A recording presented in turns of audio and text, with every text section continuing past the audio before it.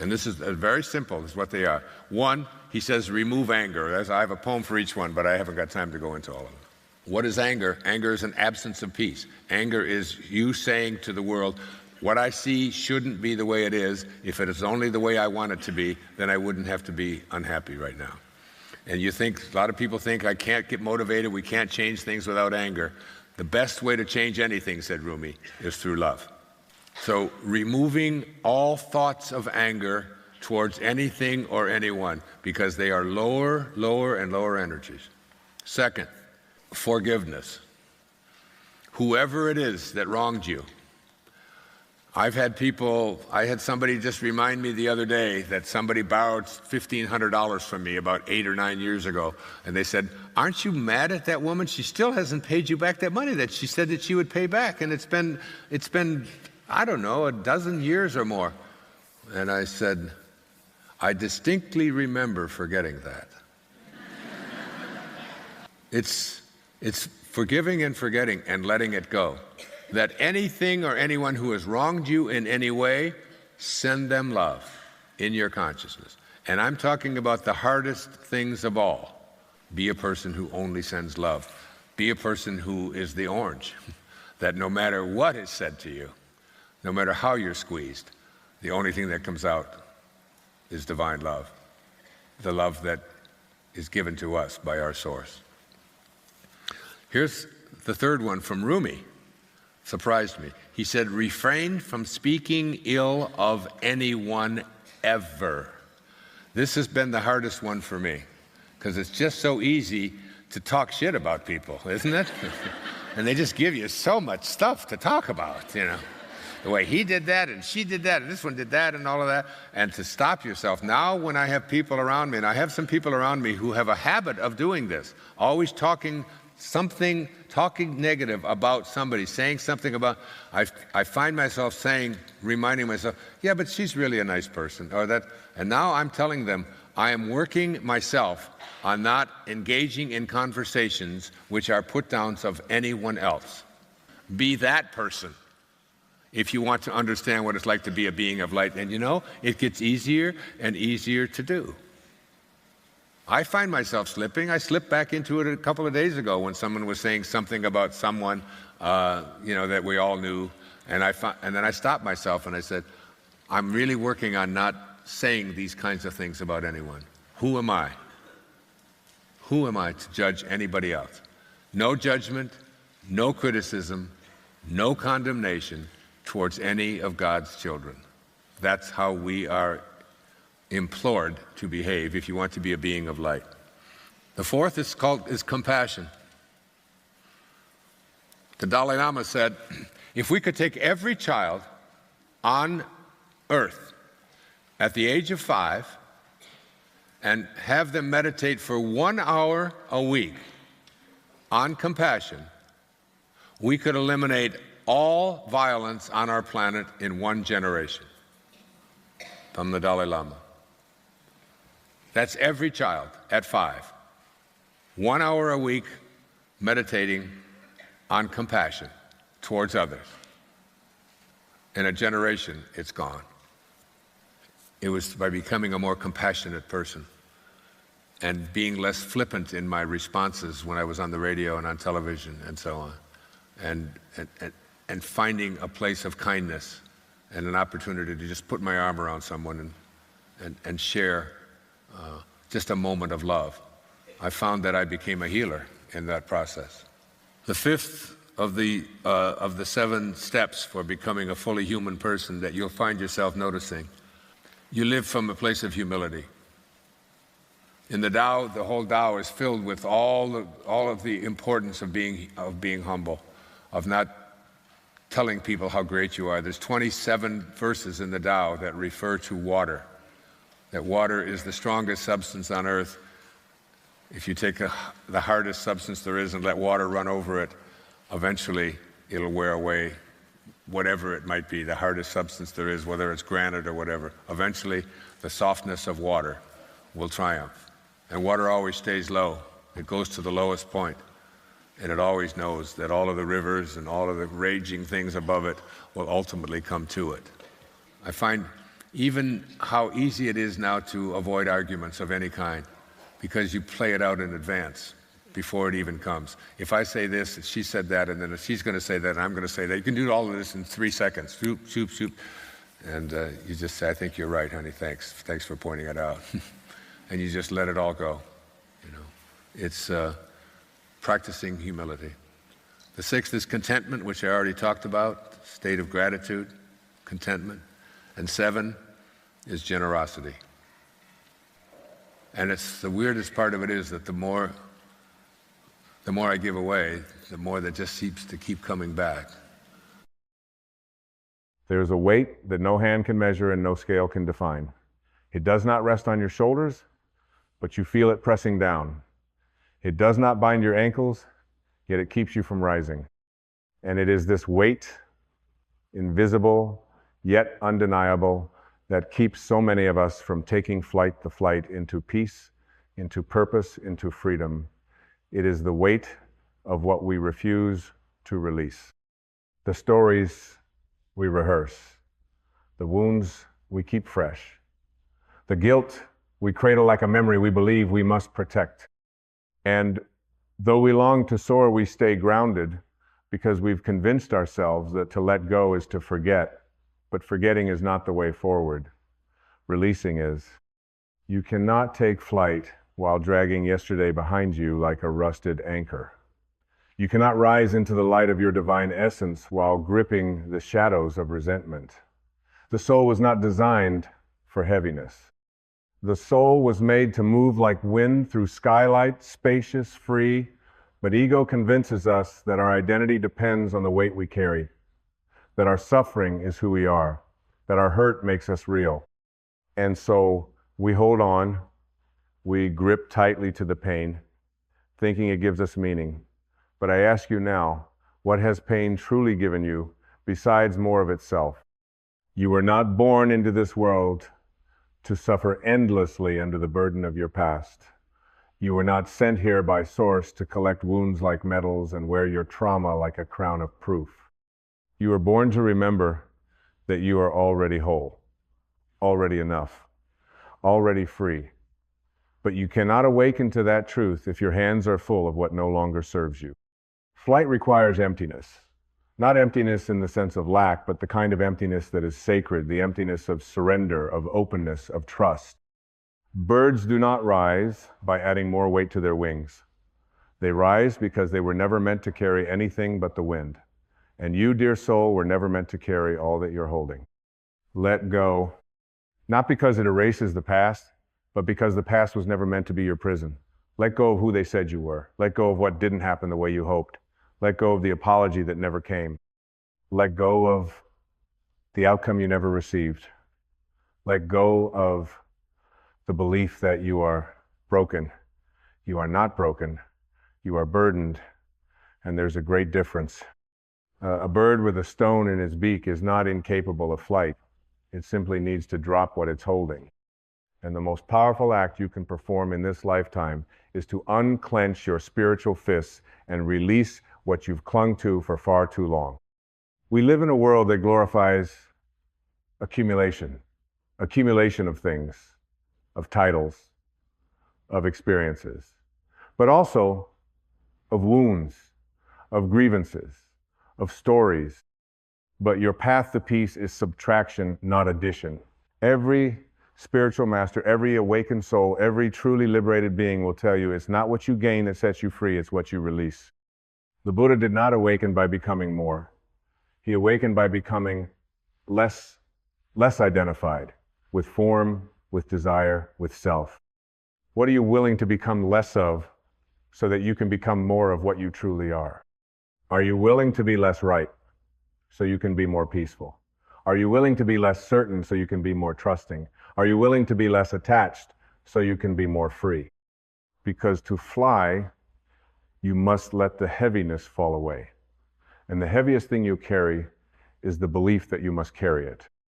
There is a sacred law of the universe that is always at work.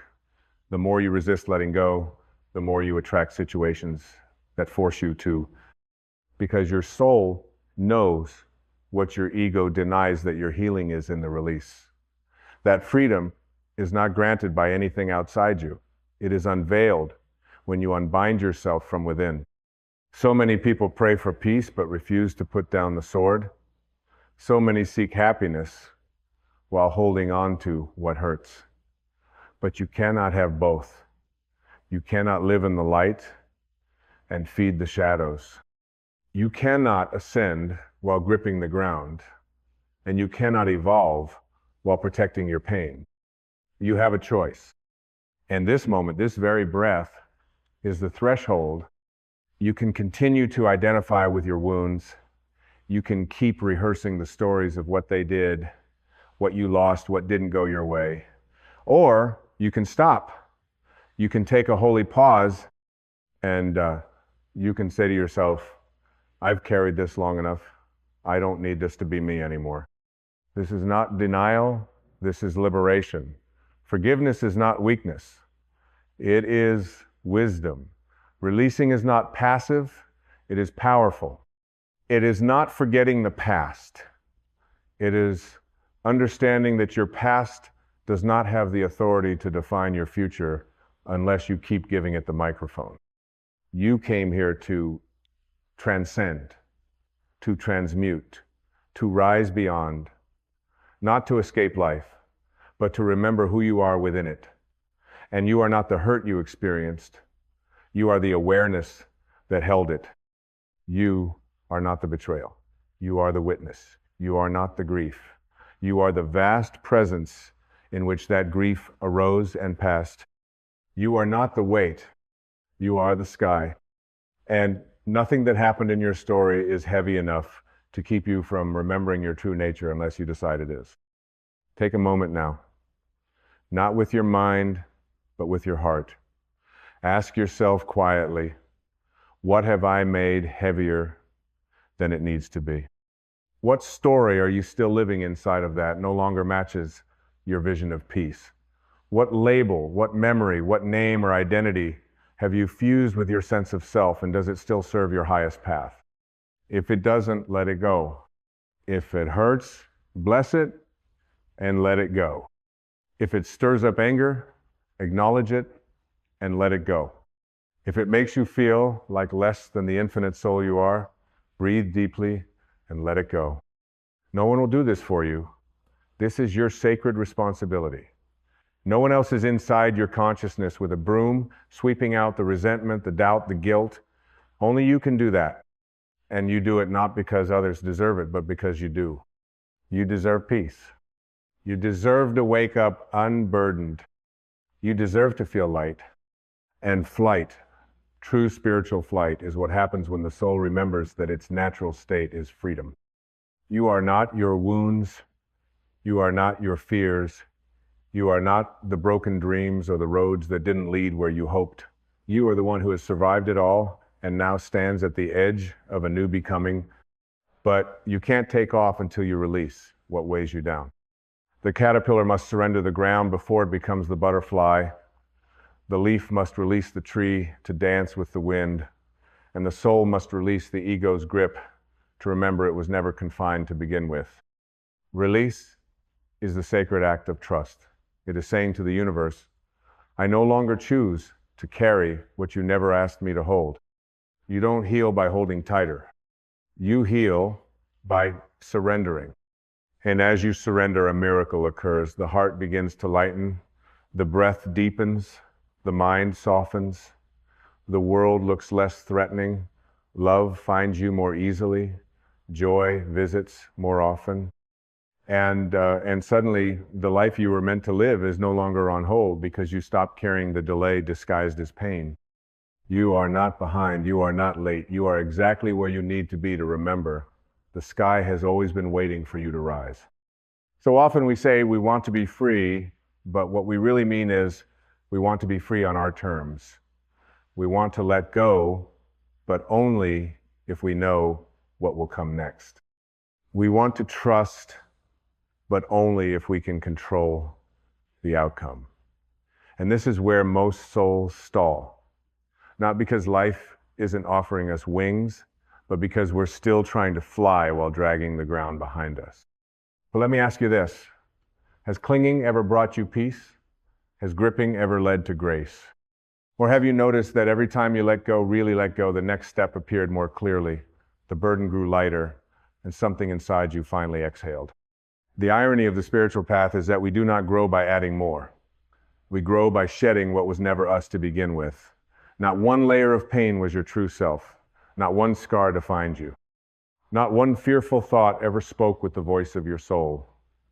And yet, we identify with them because we've forgotten the art of being rather than becoming. We think we must become something extraordinary.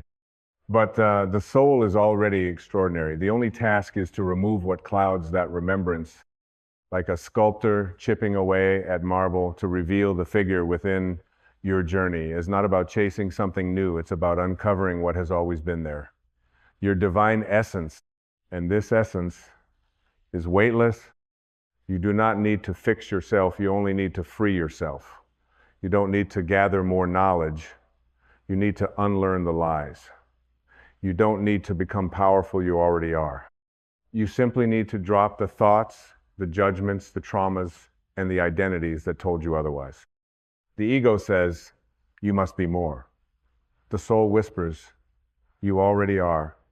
And when you listen closely, you will hear that whisper underneath every heartbeat, every breath, every still moment where you're not trying to be anything, you are simply present.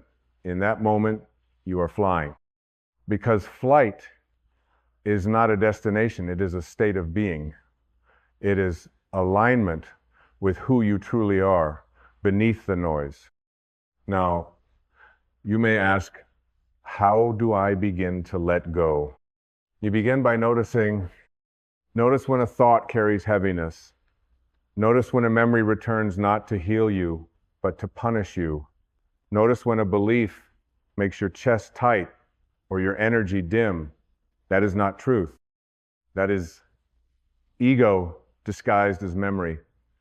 And you have the power right here, right now, to witness it, thank it for its role, and release it like a bird from the cage of your mind. This is not a one-time act. It is a sacred practice. Every day, you must ask yourself, does this thought serve my flight? Does this feeling expand me or bind me? Is this belief lifting me or holding me down? If it is not helping you soar, it is not coming from your highest self. Release it. You don't need it. And in its place, choose a lighter thought, a loving thought, a truer thought. Choose gratitude over grievance. Choose faith over fear. Choose now over then. And choose to see every single moment of your life, even the painful ones, as teachers rather than burdens. Because when you shift your perception, what once weighed you down becomes the very force that lifts you. Do you see the paradox? What was once pain becomes purpose. What was once failure becomes foundation. What was once sorrow becomes spaciousness. But only when you stop resisting, only when you stop identifying with it as you. And in that sacred shift, the alchemy of awakening your soul begins to remember you were never the wound. You were always the healer. You were never the broken piece. You were always the whole. You were never the story. You were always the silent awareness in which the story unfolded. And you were never meant to carry it all. That was never your purpose. So ask yourself now, what is the weight I've been carrying that I no longer wish to bring into tomorrow? Perhaps it's the weight of comparison, the belief that you must measure your worth against others, that if someone else succeeds, you've somehow failed, that your path must look like theirs to be valid. But the truth is, no two souls have the same sky to fly in. You have your own direction, your own design, your own sacred winds.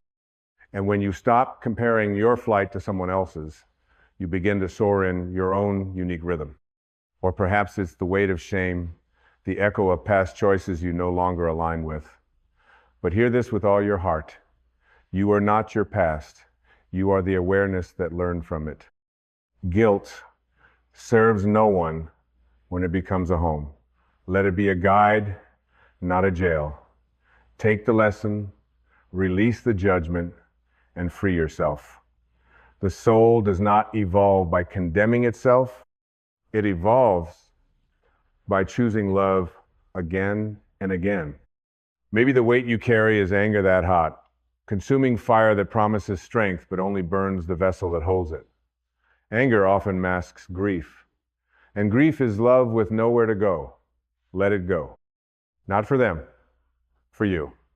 Because you were not born to be consumed by flames. You were born to be illuminated by light. Or perhaps it's the weight of the unknown, the fear of what you can't control, can't see, can't predict. But my friend, life was never meant to be controlled. It was meant to be trusted. Faith is the wings, uncertainty is the sky, and trust is the wind beneath it all. When you stop needing to know where you're going, you finally arrive in the now, and the now is the only place you ever truly had to be. So much of what we carry isn't ours to hold. We carry expectations we never agreed to, roles we never wanted, pain passed down through generations. But just because it's been handed to you does not mean you have to carry it forward. The chain ends when you say it does. The pattern dissolves when you choose to wake up. And waking up isn't always dramatic. Sometimes it's simply a moment of quiet clarity when you sit alone with your breath and realize, I'm done carrying what doesn't feel like love. That's the moment the flight begins. And once you taste it, even once, you will never forget what it feels like to be free. There is something miraculous that happens when you no longer resist the falling away, when you no longer mourn what is leaving, but bless it on its way. In that holy space, you are not losing, you are remembering. You are not being emptied, you are being refined. The acorn must crack for the oak to emerge. The shell must break for the light to pour in. And yes, it feels like loss, but in truth, it is birth. The death of who you are not is the beginning of who you've always been. Do not grieve what you release. It was never yours to keep. You are not here to hoard old identities. You are here to embody truth. And truth is light. Truth is weightless. Truth needs no defense, no protection, no mask. The most powerful thing you can do in a world obsessed with appearance is to become weightless, to become real, to say, I don't need to hold this story anymore. I don't need to defend this pain. I don't need to explain why I'm healing. I only need to return to peace. Because peace does not argue, peace does not beg, peace does not carry a ledger of wrongs. It does not keep score. Peace simply is. And when you stop trying to earn it, when you stop believing it must be deserved, you realize peace is your natural state. You were never without it. You were only distracted.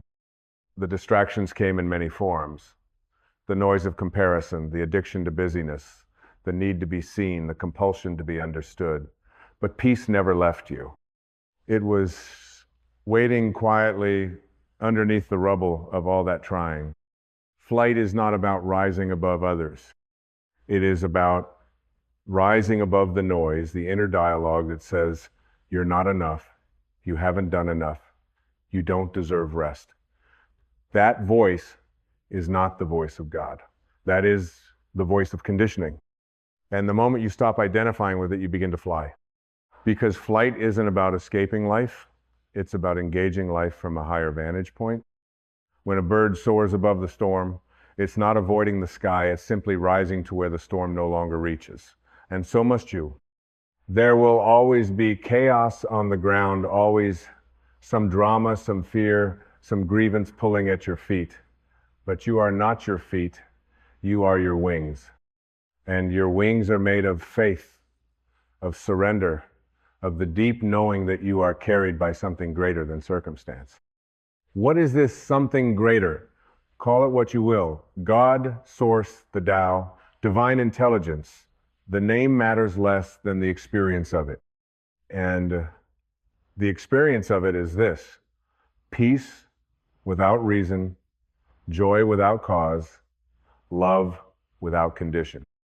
When you rest in that space, you will realize nothing was ever missing. You just couldn't feel it through the weight you were carrying. Release is the doorway to the divine. You do not need to beg the universe for peace. You need only make space for it. Peace does not need to be created. It only needs to be uncovered. Imagine your soul as a radiant sun always shining. The clouds of resentment, fear, guilt, and control only obscure it, never extinguish it. The work is not to chase light. The work is to dissolve clouds. And how do you dissolve a cloud? Not with force, not with war, with awareness. Awareness is the great dissolver. When you see clearly what you've been carrying without judgment, without shame, the weight begins to lift. So take a breath now and simply ask, what am I ready to see? What truth have I avoided? Because I feared what it would ask me to release. Perhaps it's the truth that your identity is not in your trauma. Perhaps it's the truth that your worth is not defined by your productivity.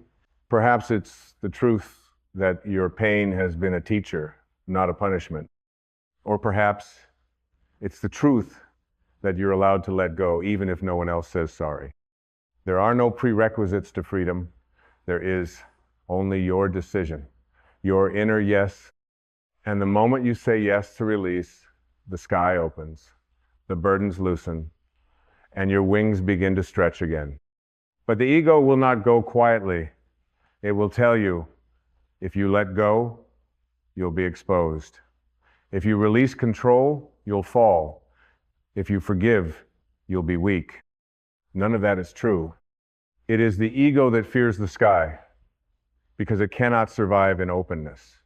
The ego feeds on structure, on story, on certainty. But the soul is water. The soul is wind. The soul is light. It cannot be contained. And when you live from soul, you do not need to know. You only need to be.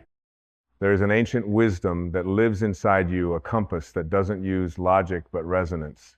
You feel it when you are near truth. You feel it when you are near joy. You feel it when something heavy suddenly feels light, and you know this is the path. Follow that. That is your wings speaking, and they will never lead you astray. But you must be willing to silence the noise, to step away from the collective panic, the chronic comparison, the constant mental commentary. You must dare to pause, to breathe, to listen inwardly, because in that space, the divine speaks, not with thunder, but with stillness, not with answers, but with presence. And that presence is what lifts you. You are not waiting for the sky to open. You are remembering that you are already in it. The weight you've been carrying is not keeping you grounded. It's keeping you distracted from the fact that you are already soaring. You just haven't opened your eyes to it. The more you release, the clearer you see, the lighter you become, and the more you begin to trust not the future, not the outcome, but yourself, your soul, your center. This is the liberation the saints spoke of. The freedom the mystics danced in, the peace the sages pointed to when they said, "Be still and know." Know what? Know that you are already home. Know that the wings were never outside of you. Know that everything you've ever sought is not in the distance, it is within. But it cannot be felt while carrying weight that was never meant to be yours. So lay it down, beloved soul.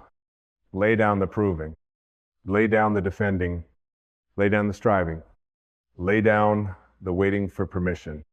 You are allowed to be light. You are allowed to be free. You are allowed to fly, not someday, not when it all makes sense, not when they apologize, but now. Now is your moment. Now is your portal. Now is the beginning of the rest of your flight. When the soul begins to remember its weightlessness, a quiet revolution takes place. Not in the external world, but in the inner kingdom. This is the true uprising, not against others, not against life, but against the false self you've been conditioned to carry. This uprising is not loud. It doesn't shout. It doesn't need applause. It simply refuses to carry what is no longer aligned with light. And in this refusal, a powerful truth emerges. You are not here to hold on. You are here to flow through. You are not a container for pain. You are a vessel for presence. And presence is too sacred to be filled with what is no longer real. So if it no longer feels like love, it no longer belongs in your hands. If it no longer resonates with peace, it no longer belongs in your heart. And if it no longer brings you closer to truth, it no longer belongs in your mind. You came to this earth not to collect, but to remember. And memory, true memory, is not about the past. It is about your origin, the divine essence that preceded all experience, all trauma, all identity. The light you were before the name, before the wound, before the story. That light has never been dimmed, only buried. And every act of letting go is an excavation, a return, a resurrection. The ego will call it loss, but the soul knows better. The soul calls it rebirth. Yes, rebirth. You will be reborn many times in this life, not just once. And each rebirth will cost you the version of yourself you thought you had to be. Each flight will ask you to shed another layer, to drop another burden, to trust more deeply than before. This is not regression, this is expansion. Every shedding is sacred. You shed illusions, you shed attachments, you shed roles you never truly agreed to, and one by one you return to the center of who you are, vast, open, free. And when you return there, the world begins to look different. You no longer react, you respond. You no longer perform, you presence. You no longer grasp, you allow. You no longer ask, how do I control this? But instead, what is this here to teach me? This is what it means to live from soul. And soul does not carry the past like a wound. It carries only the present like a flame. In that flame, everything that is false will burn away, and that is the grace of it. You are not being punished, you are being purified. All that is being asked of you is this: stop carrying what you don't want to become. If you hold resentment, you become it. If you carry fear, it becomes your lens. If you grip the past, it becomes your prison. But if you hold truth, you become peace. If you carry stillness, you become presence. If you walk in surrender, you become weightless. And when you become weightless, you don't even have to try to fly. You simply rise, like a feather no longer pinned down by ego, like a breath finally released into the world, like a soul no longer apologizing for its light. This is your destiny, not to strive, not to suffer, but to rise.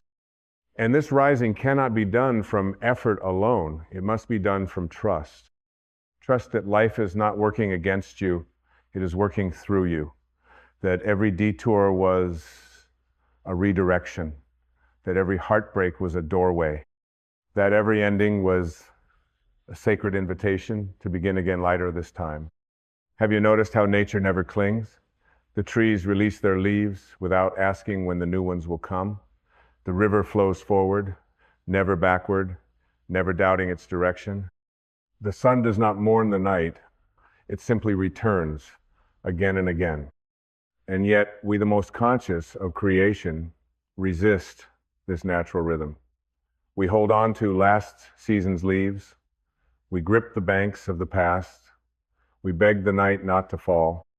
But healing is in the rhythm, and peace is in the release. So stop trying to force stillness through control.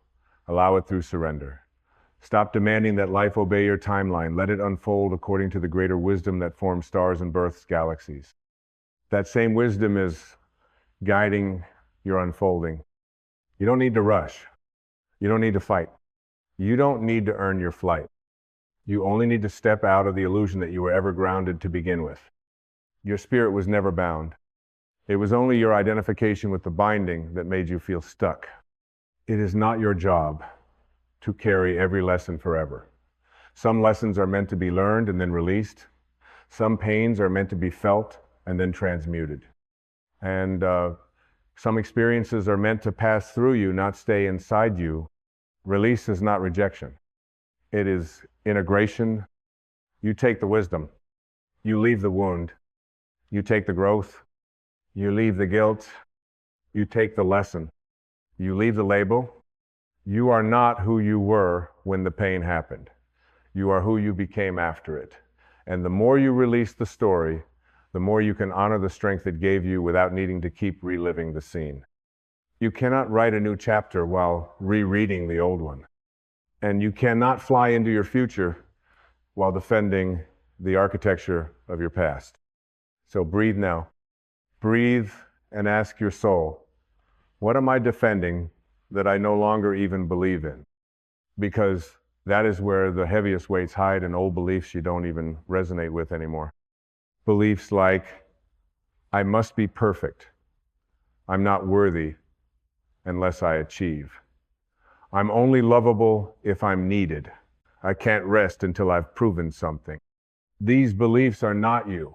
They are inherited, adopted, programmed. And they are optional. Choose again. Choose freedom over form. Choose essence over expectation. Choose truth over tradition. You do not owe anyone the version of you that you've outgrown. Your only allegiance is to your becoming. And becoming requires lightness. Becoming requires courage. Becoming requires space. And above all, becoming requires letting go. There is nothing left to prove. No weight left worth carrying. You have already survived what was meant to break you. You are here, and you are free to choose peace, not someday, but now. So put it all down. The apology that never came, the identity that no longer fits, the guilt that was never yours, the grief you've already honored, the expectations that exhaust you, the fear that says you're not ready. Let it all fall. Because the moment you stop gripping the past, the future no longer frightens you. And the moment you stop defending the pain, healing finds you without effort. You don't need to chase purpose. You are purpose. Once you stop covering it up with everything you think you must be, the sky does not explain itself to the ground. It just opens wide, blue, boundless. So must you. Your lightness is your truth. Your peace is your power. And your freedom is already here beneath the weight you are finally willing to release. So rise. You're ready. Let go and fly. Close your eyes and hear this truth. You're not waiting on your desire. Your desire is waiting on you to rise, to elevate, to vibrate at the frequency of what is already yours. The world around you is not fixed. It bends, it molds it, reshapes according to your vibration. You are not a victim of circumstance. You are the cause. What you radiate, you attract. If you hold low thoughts, you will see a low world. But when you rise, internally rise, you will see mountains move. Vibration is simply your state of being. You do not manifest through effort, you manifest through alignment. The higher you vibrate, the faster creation flows through you. Joy is a magnet. Gratitude is a portal. Love is a key. These are not emotions, these are frequencies, and the universe responds to frequency, not words. So imagine not lightly, but boldly, with depth, with emotion, with certainty. See yourself already there, already living what you once longed for, not in the future. Now accept it as already done, and your world must obey the moment you feel it real. The unseen goes to work. The invisible becomes visible, but you must not waver. Persist in the assumption, hold the feeling even when appearances lie. Especially when they lie, your job is not to chase or strive. Your job is to become the version of you that already has it. The shift is internal, and when you vibrate higher, manifestation does not take time. It takes acceptance. So today I urge you, stop lowering yourself to match what is fading. Rise to meet what is calling, vibrate higher, and you will manifest faster. Because the moment you become it, it must come to you. You do not attract what you want. You attract what you are. This is the most misunderstood truth in all of creation. The world around you is nothing more than a mirror, faithfully reflecting back the state. You consistently dwell in people, believe they must work harder, push more, chase endlessly after what they desire, yet they do not realize that the outer world is secondary. It is the echo. The origin lies within. The secret is not in the doing, but in the being your inner state. What you feel, assume, and believe to be true about yourself, and life broadcasts a silent frequency. This frequency is your vibration. It is not heard by the ears, but it is registered by reality. The moment you shift your state, the world must shift in response. But because the world seems so solid, so separate, we tend to ignore the invisible cause and blame the visible effect. Desire alone changes nothing. Wanting something, no matter how deeply, does not draw it to you. What draws it to you is becoming the version of yourself who already has it. You must embody the outcome. That is, you must feel the reality of the desire fulfill so deeply that your consciousness cannot distinguish between what is imagined and what is perceived. When you persist in an inner state of lack, you do not move toward your goal. You only deepen the distance. If you feel unworthy, if you feel desperate, if you feel incomplete, those feelings form the vibration you emit in life.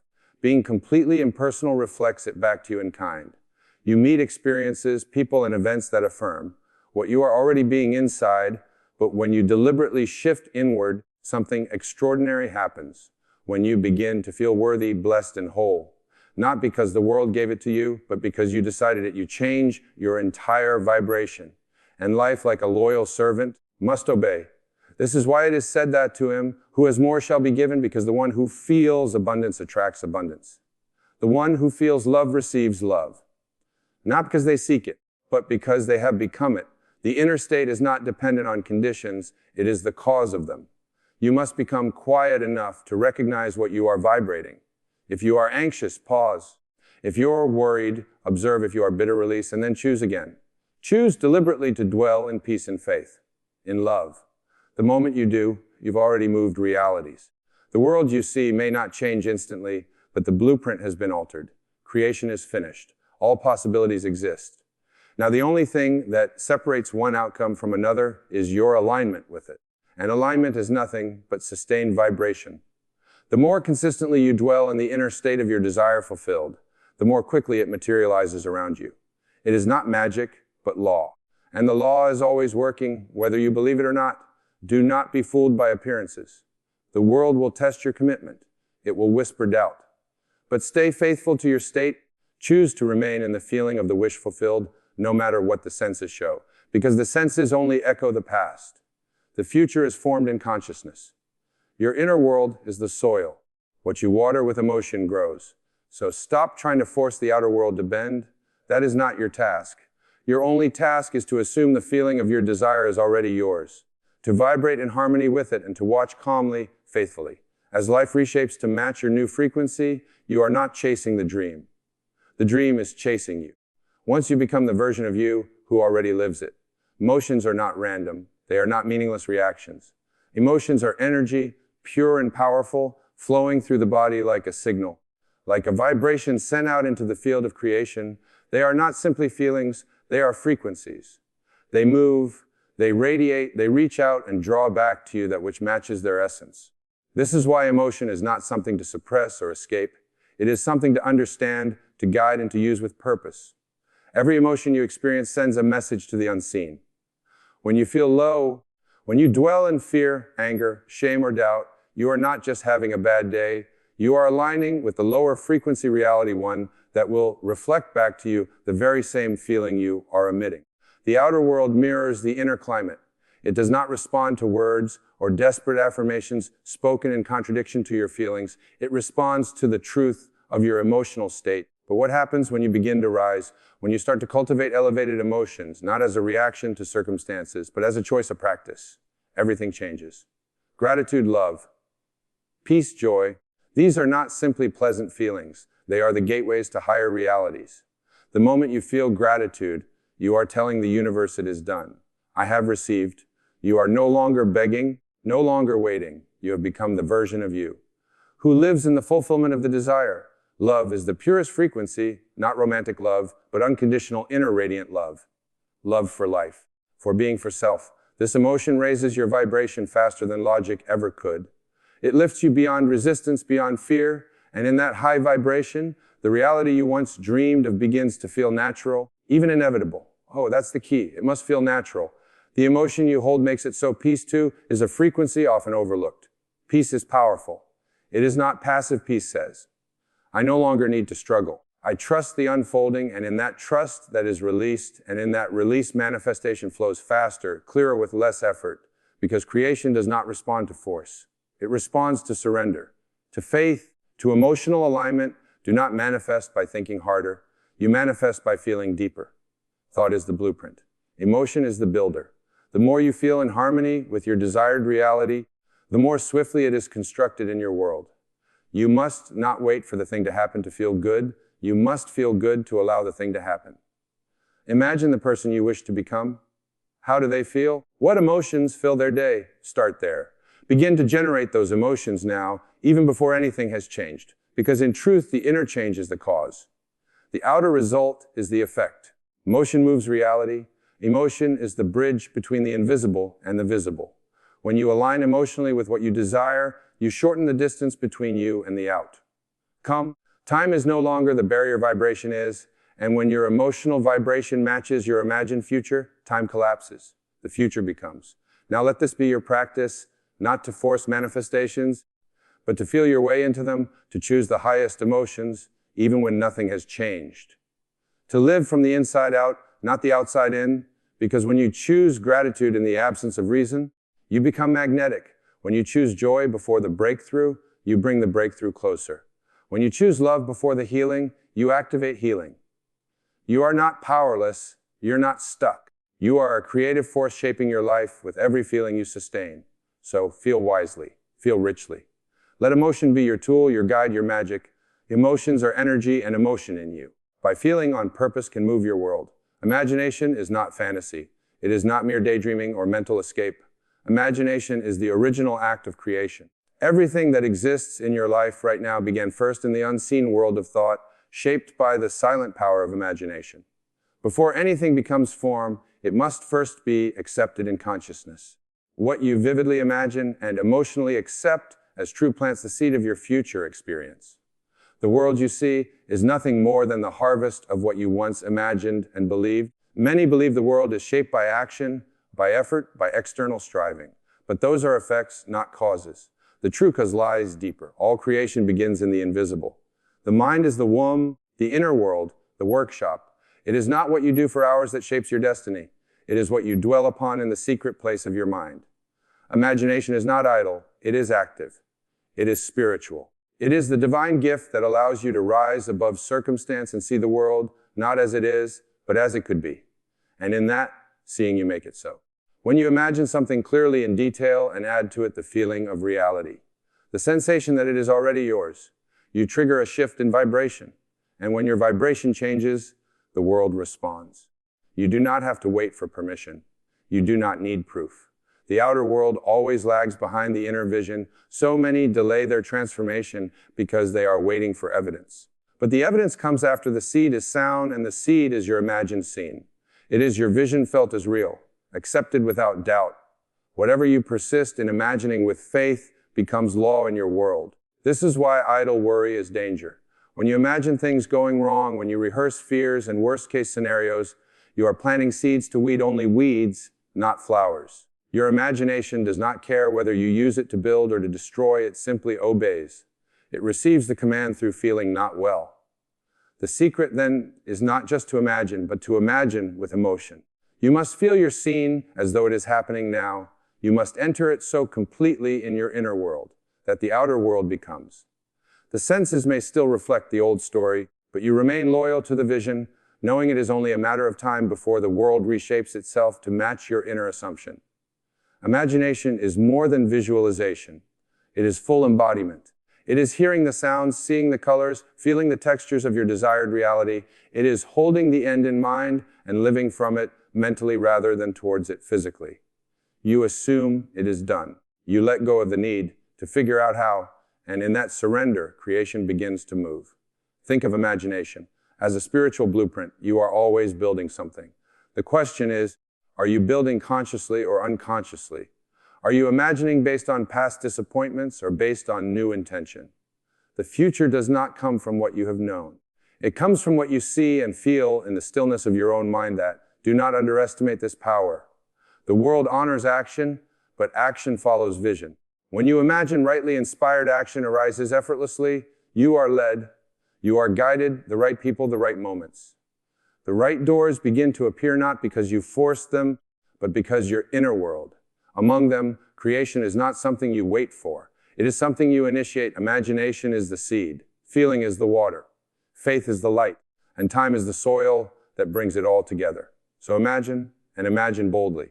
Refuse to return to the past. Let your mind dwell only on what is lovely, noble, and true. What you vividly imagine and emotionally accept as real, without doubt, without resistance, must come to pass. It is law. It is your gift. Use it well. The truth of who you are has never changed. It cannot be tarnished, diminished, or lost, only forgotten beneath the noise of the world, beneath fear, doubt, and limitation. There is a core within you that is pure light, pure power, pure knowing. And the closer you come to that truth, the faster your vibration rises. High vibration is not something you earn or chase. It is what you return to. It is your natural state, your original frequency, before you were taught otherwise. From the moment you arrived in this world, the world began to shape you. You were told what was possible, what was practical, what was safe. You were conditioned to believe in lack, in struggle, and separation from your desires. You were trained to slow your energy, to blend into a world that forgot its own divinity, but deep within, something never forgot, something always remembered. That spark is your true self, and it is always calling you home. High vibration is the signal of that remembrance. It's what you feel when you are in alignment, when you're no longer resisting the truth of your being. It's the quiet joy that arises when you follow your intuition. It's the peace you feel when you release control. It's the surge of inspiration, of love, of presence. These are not passing emotions. They are echoes of your essence. They are reminders that you are more than flesh, more than history, more than circumstances. The lower vibrations, fear, anger, shame, guilt, are not your enemies, but they are not your home either. There are signals, indicators that you are living in a version of yourself that was handed to you, not chosen by you. There are teachers showing you where you are out of alignment. The pain is not punishment, it is feedback, and the faster you learn to observe it, honor it, and release it, the faster you rise. You do not have to force high vibration. You only have to stop clinging to what keeps you low. You are not meant to carry the burdens of your past. You are not meant to wear masks to please the world. You are not meant to doubt your power, your worth, your beauty. These are illusions taught, reinforced, and repeated until they seemed real. But the truth never left you. It simply waits for your return. The more you align with your authentic self, the one who feels deeply, who speaks truthfully, who dreams without apology, the faster your vibration becomes. And with that speed comes clarity. You begin to see life differently. Opportunities appear, relationships shift, circumstances respond. You don't have to chase outcomes. They begin to move toward you, drawn by the resonance of your truth. To live at a high vibration is to live lightly, not because life is always easy, but because you no longer resist it. You meet each moment with presence, not panic. You trust the unfolding not because you know the details, but because you know who you are. You've stopped identifying with the noise. And you've remembered the stillness beneath it. The fastest way to raise your vibration is to return to what is real. Gratitude, compassion, joy, trust. Not because these make you better, but because they reveal who you've always been. You are not trying to become something new. You are peeling away what is false. You are unlearning the illusion and reclaiming the true.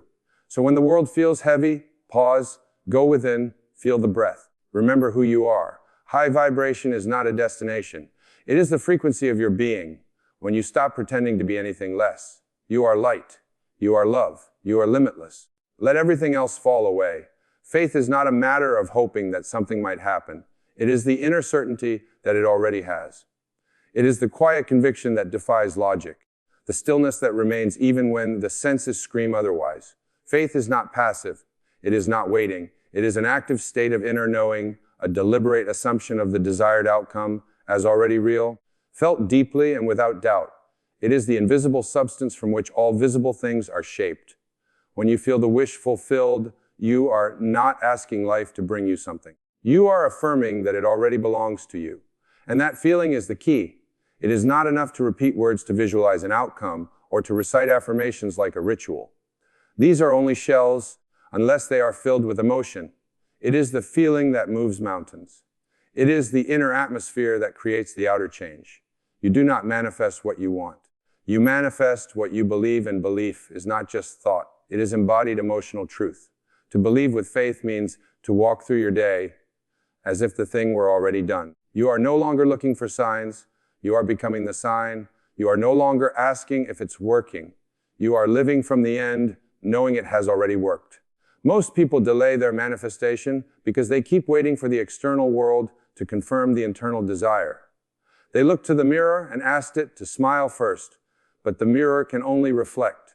The moment you believe from within, truly believe without needing proof, the outer must conform. The law cannot be broken. The outer world is not cause, it is effect. It follows your conviction like a shadow. Faith requires that you detach from the how and the when. These are the domains of the intellect, not the imagination. The mind wants a timeline. The soul knows better. It moves in trust. It rests in the unseen. When you live in faith, you are no longer negotiating with reality. You are not hoping. You are dwelling in the feeling of it already being true. And that is enough to feel the wish fulfilled, is to touch the invisible realm and claim it as your own. You close your eyes and see clearly. You feel deeply, fully, without resistance. You allow yourself to be taken over by the mood of the outcome. You rehearse not the problem, but the solution, not the lack, but the abundance. You've become the one who already has it, already lives. It already knows it to be theirs. This is not fantasy, it is creation. You are not escaping reality. You are forming it. Faith is the spiritual substance that calls things unseen into form. You don't need to convince others or even yourself in words. The feeling does the work. It anchors the unseen the moment you feel the wish fulfilled.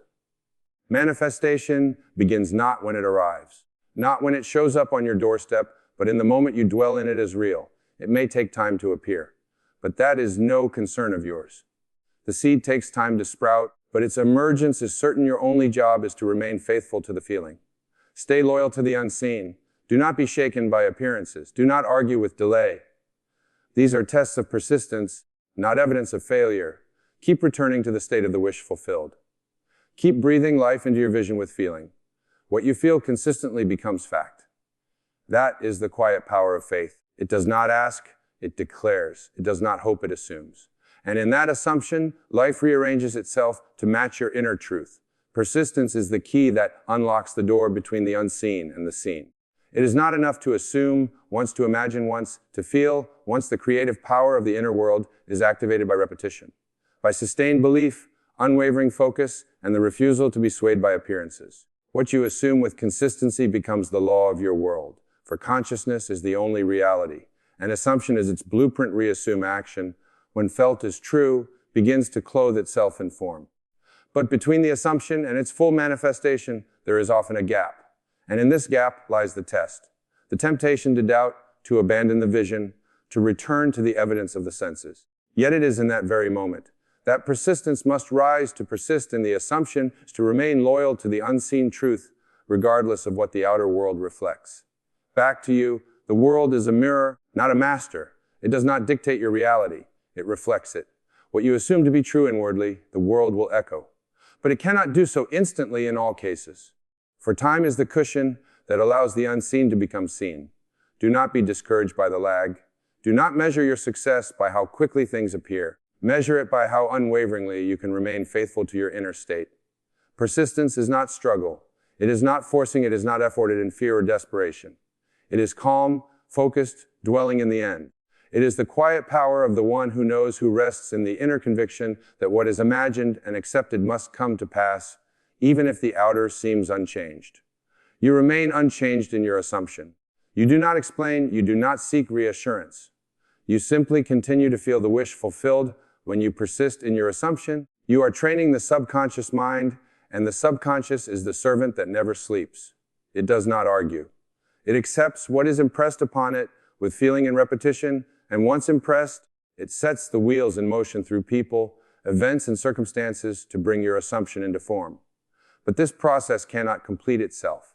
If you constantly undo the work with doubt or contradiction, to assume something is not to wish for it, but to live from it. You think from the end, not of the end. You move through life as though it were already, so you react as the person who already lives in the desired state. This is persistence. Not in thought alone, but in feeling and identity, in inner know. Thing. You become it before it becomes visible. Do not be fooled by appearances that contradict your assumption. The world often rearranges itself through what looks like chaos or opposition, but if you persist, what seemed like delay or denial will reveal itself as part of the unfolding. The key is not to react to what is, but to remain faithful to what you've chosen within.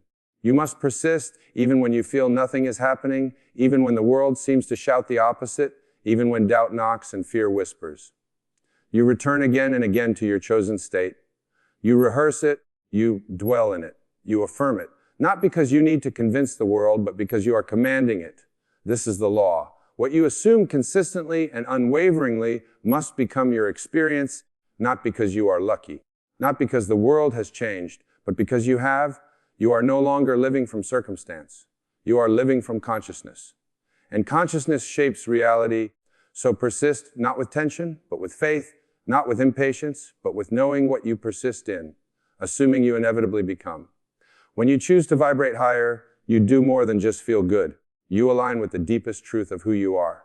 You no longer face reality you shape, your imagination becomes your workshop, your emotions become your compass, and your unwavering faith becomes the bridge between the invisible and the visible. The outer world becomes a reflection, no longer a dictator, and you become the master of your own experience. You do not manifest by effort, but by assumption you do not wait for proof. You live as though it is already done. Every thought, every feeling, every act of inner persistence is a seed planted in the unseeded, and when watered, with belief, with feeling, with patience, it must grow. Remember, you do not attract what you want, but what you are being, so become it now. Feel it now, assume it. Now let the vibration of your desired reality flow through your inner world and trust that the outer must follow. This is not hope, it is law. Thank you for listening. May you go forward boldly, vibrating higher, manifesting faster, and living as a creator you were always meant to be.